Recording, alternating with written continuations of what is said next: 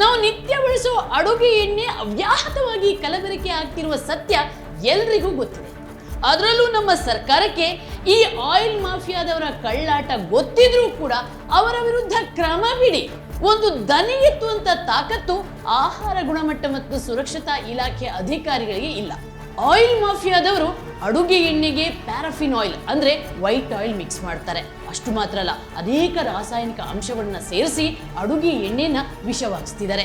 ಇದರಿಂದ ಹೃದ್ರೋಗ, kidney failure, liver failure ಇಂಥ ಭಯಾನಕ ಕಾಯಿಲೆಗಳು ನಮ್ಮನ್ನ ಕಾಡ್ತವೆ. ಸರ್ಕಾರ ನರಸತ್ತು ಹೋಗಿದೆ ಅಂತ ನಾವು ಸುಮ್ಮನೆ ಇರಕ್ಕಾಗತ್ತಾ? ಅದಕ್ಕಾಗಿ ವಿಜಯ್ ಟೈಮ್ಸ್ ಫುಡ್ ಚೆಕ್ ಅಲ್ಲಿ ಇವತ್ತು ಅಡುಗೆ ಎಣ್ಣೆಯ ಅಸಲಿತ್ತನ್ನ ಪತ್ತೆ ಹಚ್ಚೋದು ಹೇಗೆ ಅಂತ ತಿಳಿಸ್ಕೊಡುತ್ತೆ. ಮೊದಲಿಗೆ ಬೆಣ್ಣೆ ಪರೀಕ್ಷೆ ಮಾಡೋಣ. ಹಳದಿ ಬೆಣ್ಣೆಯನ್ನು ಸ್ವಲ್ಪ ಎಣ್ಣೆಯಲ್ಲಿ ಹಾಕಿ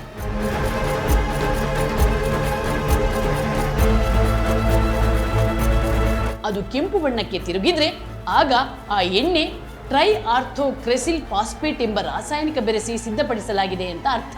ಶುದ್ಧ ಎಣ್ಣೆಯ ಬಣ್ಣ ಯಾವತ್ತೂ ಬದಲಾಗೋದಿಲ್ಲ. ಎರಡನೇ ಟೆಸ್ಟ್ ಫ್ರೀಜರ್ ಪರೀಕ್ಷೆ. ಫ್ರೀಜರ್ನಲ್ಲಿ 1 ಗಂಟೆಗಳ ಕಾಲ ಇರಿಸಿ.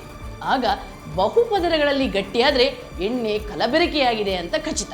ಶುದ್ಧ ಎಣ್ಣೆಯು ಒಂದೇ ರೀತಿಯಾಗಿ ಗಟ್ಟಿಯಾಗುತ್ತೆ.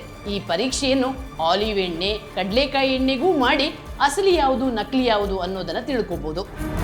ಮೂರನೇ ವಿಧಾನ ನೈಟ್ರಿಕ್ ಆಸಿಡ್ ಪರೀಕ್ಷೆ. ಎಣ್ಣೆಗೆ ಸ್ವಲ್ಪ ನೈಟ್ರಿಕ್ ಆಸಿಡ್ ಅನ್ನು ಸೇರಿಸಿ.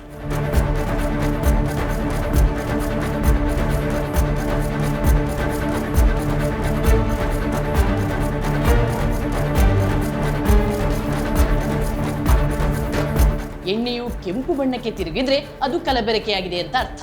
ಅಂದ್ರೆ ನಾವು ಸೇವಿಸುವ ಎಣ್ಣೆಗೆ ದತ್ತೂರಿ ಬೀಜದ ಎಣ್ಣೆಯನ್ನು ಮಿಕ್ಸ್ ಮಾಡಿದ್ದಾರೆ ಅಂತ ತಿಳ್ಕೋಬಹುದು. ಕೆಮಿಕಲ್ ಟೆಸ್ಟ್ ನ ಮೂಲಕ ಎಣ್ಣೆಯ ಅಸಲಿಯತ್ತು ಪತ್ತೆ ಹಚ್ಚೋದು ಒಂದು ವಿಧಾನವಾದರೆ, ನಾವು ಯಾವಾಗಲೂ ಕಾಮನ್ ಸೆನ್ಸ್ ಅನ್ನು ಕೂಡ ಬಳಸ್ಕೋಬೇಕು. ಸ್ನೇಹಿತರೆ, ಎಣ್ಣೆಯನ್ನ ತಯಾರಿಸಕ್ಕೆ ಎಷ್ಟು ಕಚ್ಚಾ ವಸ್ತು ಬೇಕು, ಅದಕ್ಕೆ ತಗಲುವ ವೆಚ್ಚ ಎಷ್ಟು, ಇವೆಲ್ಲವನ್ನ ಲೆಕ್ಕ ಹಾಕಿದ್ರೆ ಅಗ್ಗವಾಗಿ ಎಲ್ಲಾದ್ರೂ ಎಣ್ಣೆ ಸಿಗುತ್ತಂದ್ರೆ ಅದು ಪಕ್ಕಾ ನಕಲಿ ಅಂತ ಅರ್ಥ.